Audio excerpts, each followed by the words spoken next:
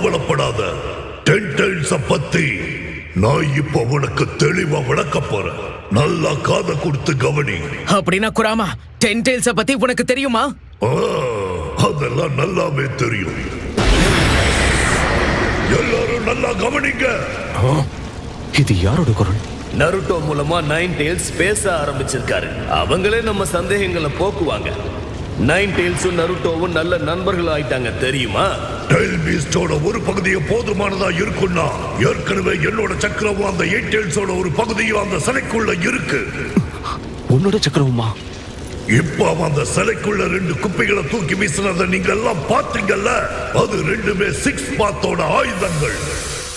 அதால யார வேணா எப்படி வேணா அதுக்குள்ள சீல் பண்ணி வைக்க முடியும். அது மட்டும் இல்லாம உள்ள அடைச்சு வச்சிருக்கிறத வெளியே எடுக்கவும் முடியாது.